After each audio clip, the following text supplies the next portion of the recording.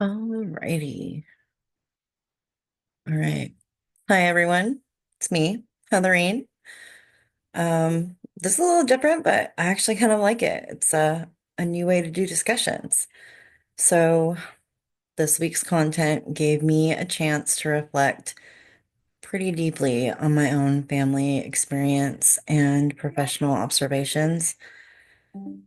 Today, I'll be discussing Bowen's family systems theory, and contextual therapy, experiential therapy, strategic and structural family therapy,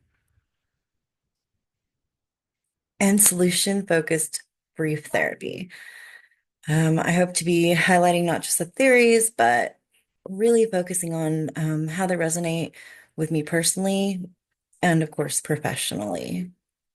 I really try to endeavor to do that in most of my discussions.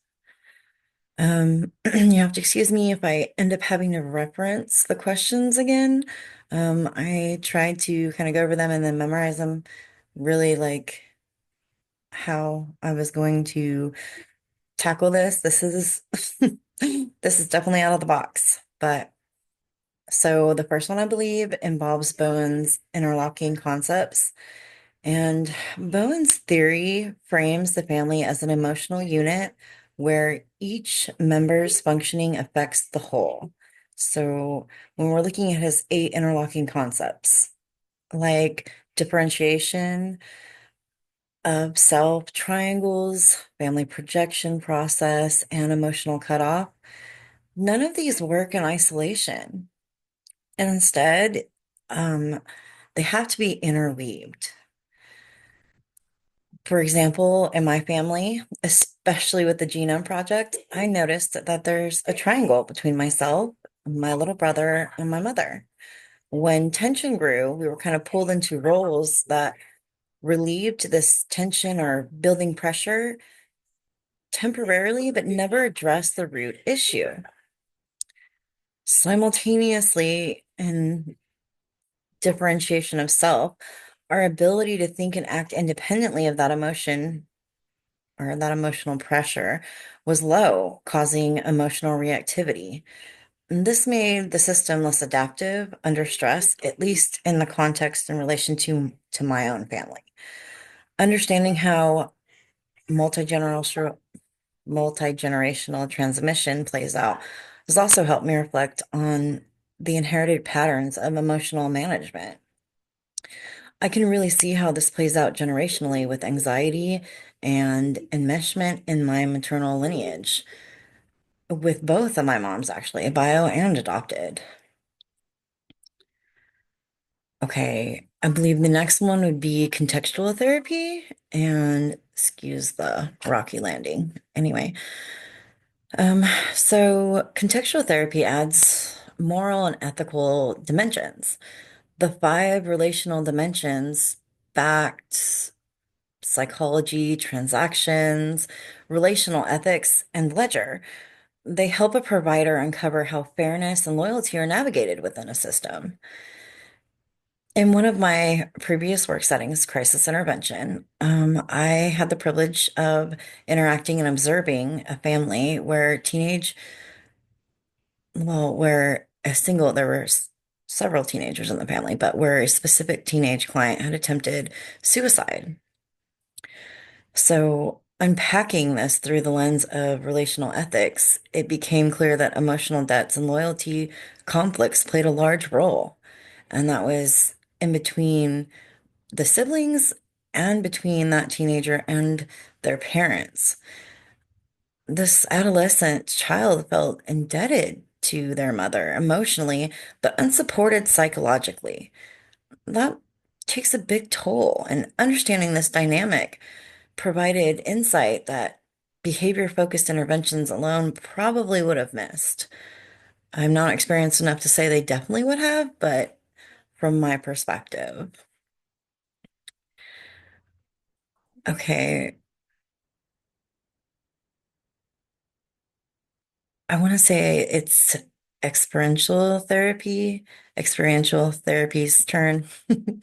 And this is kind of centered around the individual and the family, which in Satir's model, the individual's growth is inseparable from the family's emotional climate.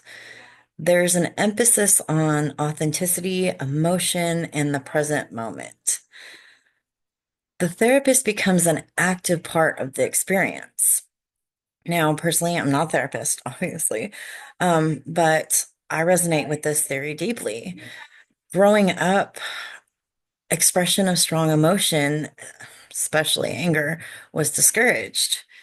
And experiential therapy's insistence on emotional honesty would have really helped me reflect on where I was in that moment. I know this because it's really helped me reflect how I learned to suppress vulnerability to preserve peace, which I did quite often in my youth. And in professional roles, especially in crisis intervention, I really strove to create a space for clients to be seen emotionally, not just behaviorally. And in that environment, I have to admit that that was a hard goal, but by the end of it, I felt like I had really adapted and enhanced my personal growth to a level where I felt like our clients approached me in a way that allowed me to feel that they did recognize that I was trying to create a space that they could be seen emotionally.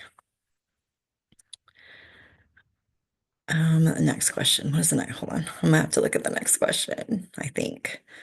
S. No, it's gonna be, yeah. Yeah, it's an S. Okay, strategic family therapist, I think. Well, therapy. Um, and in relation to like substance use and the spouse, a provider in this context, maybe one spouse's substance abuse, not as a symptom per se in isolation, but as a strategy the system has unconsciously adapted. That's the relational system to maintain homeostasis, which, would be your consistency or your stability, really. So this reframing can impact not just the therapeutic environment, but the interaction between provider and client. And if you have a family, that's going to be multiple clients at one time. And this is especially true if one member is blamed or kind of implied to be the scapegoat or used or presented, I guess you could say, as the scapegoat. I I once witnessed this in a case where a husband's drinking maintained a cycle and his spouse overfunctioned. His child rebelled, and the family stayed in this fixed loop, kind of in perpetuity up until the approximation of seeking help. And it was not him who sought help, it was his spouse, his wife. And so I, being not the therapist, I did actually get to experience this in my, oh my gosh, I just forgot the name of it. All of us have to take this class, field experience. And so, the person that I got to shadow really explained to me that in this context, therapy was risking reinforcing that loop or that dynamic unless everyone was addressed and their roles in that dynamic were explored because the entire pattern needed to be explored essentially. And that means they really had to take a very thorough and I don't want to say holistic, but essentially family-wise, holistic perspective as a provider. And that was a good lesson for me. Um, I think, especially as you guys know, as I've shared before, with my background and my biggest fear being not being able to break the generational curse, I think that addiction often reorganizes family roles. The user may become the identified patient, and others take on compensatory roles like the wife over-functioning, or, previous chapters or early chapters when we talked about the hero, the mascot, the scapegoat. These are all important. And this reorganization erodes individual states of being within the family. So essentially, authenticity is sacrificed for survival.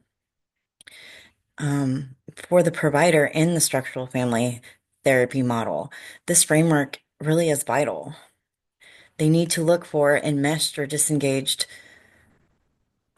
subsys subsystems, if you will, rigid boundaries, and often um, hierarchical imbalances.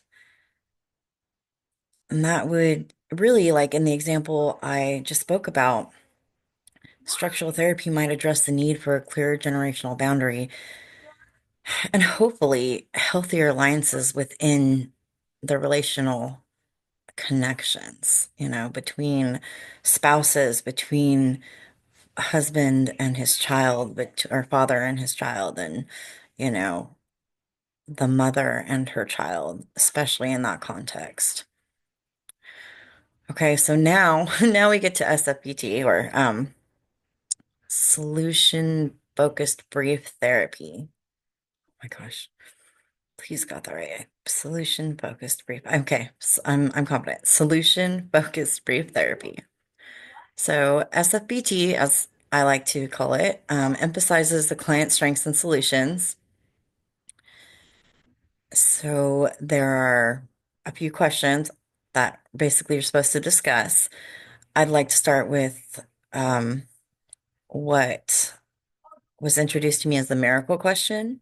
And I first learned about this in the field. Um, it was actually prior to my field experience. I was lucky enough to get really close with one of the LMHPs we had on site. And this question is an example of this question would be if you woke up tomorrow and the problem, air quotes, the problem was gone, what would be different?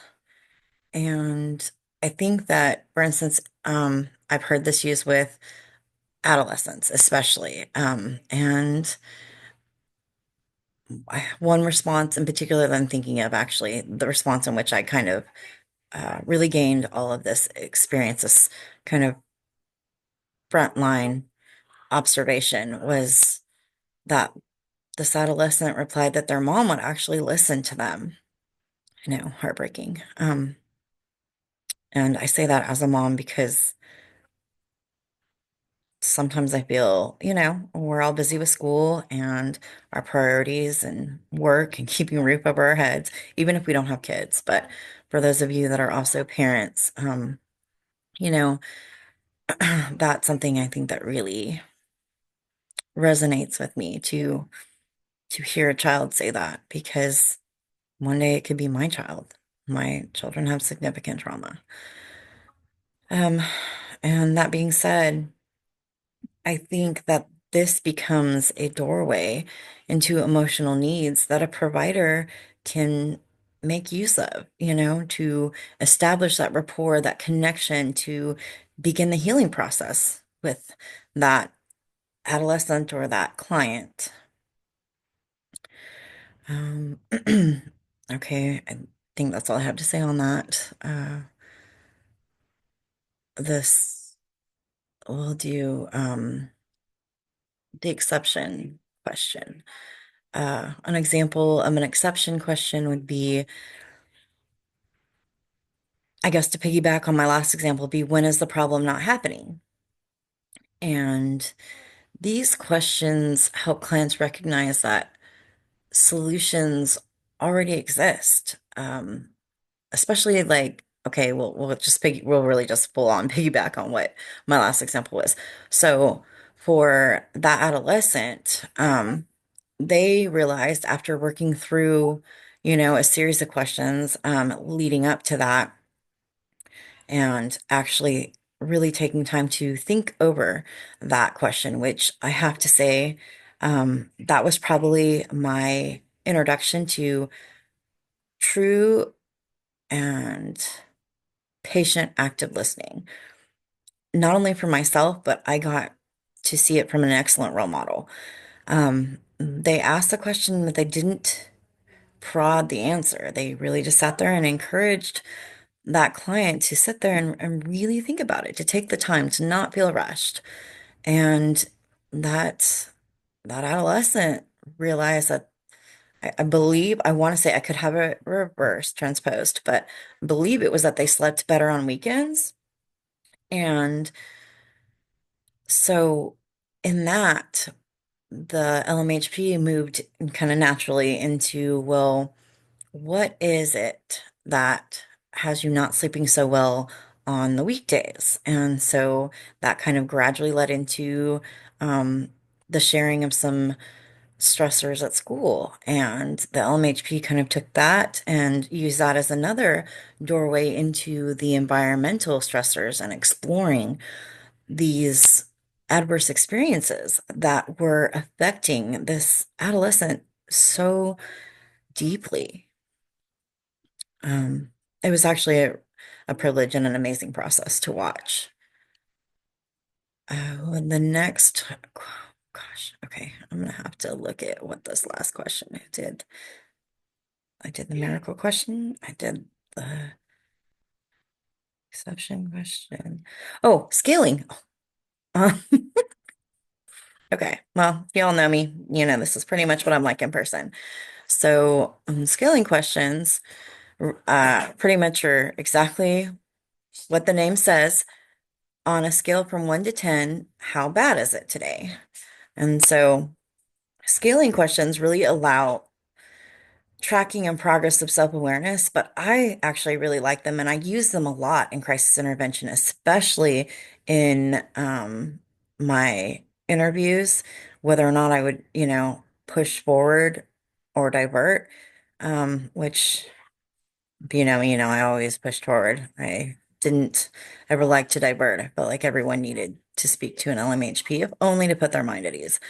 But I did implement a lot of skill questions, and that's actually from I learned that from a previous employer before I hit crisis intervention. It actually involved dual diagnosis and autistic clients and some other things. But for the sake of what we're focusing on, I'll I'll just piggyback on my prior example.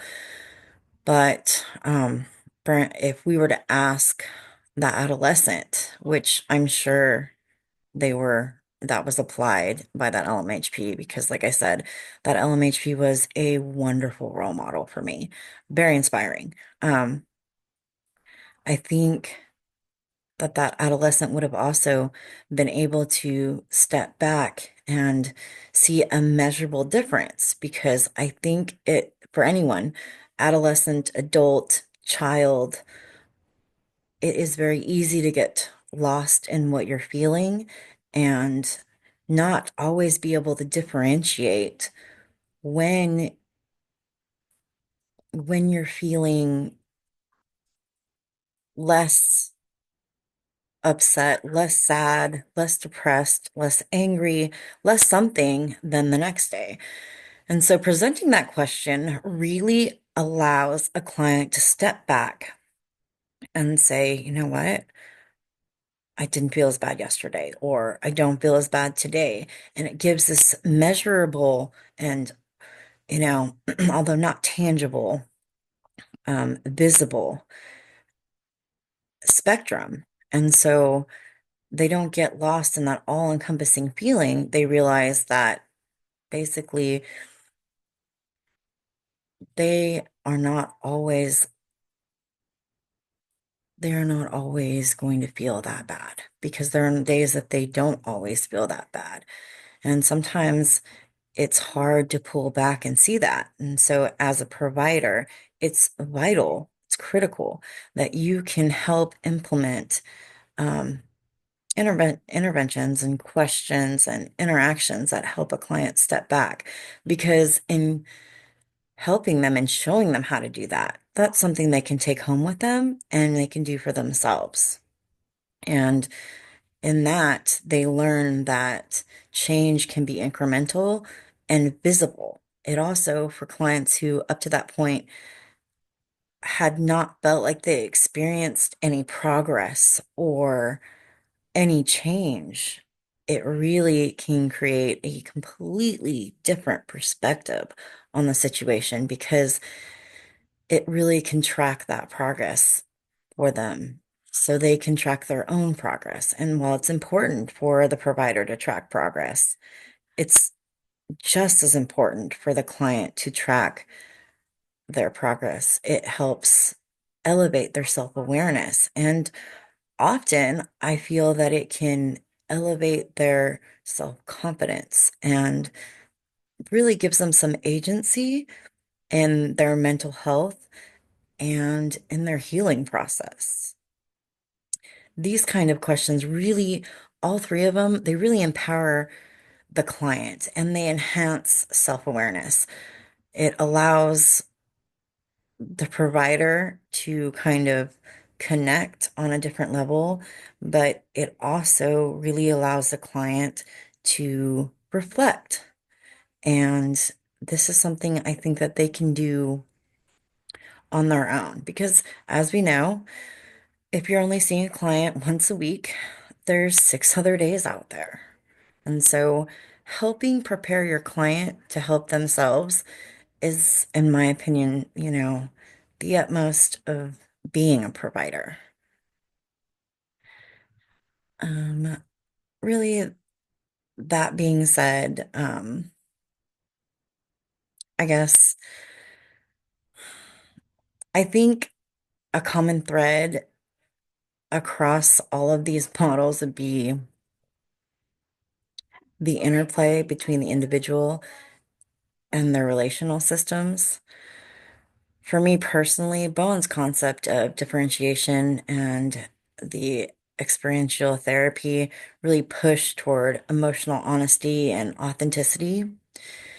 And both of these have really helped me in my relationships, in my career, and my academic pursuits.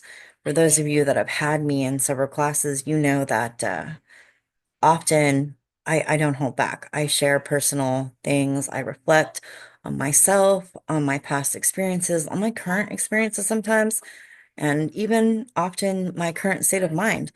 And I really try to integrate personal growth in each assignment. And so, as a future hoping, here's to hoping, fingers crossed, psychologist and psychiatrist, I find it invaluable, really, to integrate these theories, not just intellectually, but emotionally. And there's a depth that's provoked when you connect emotionally.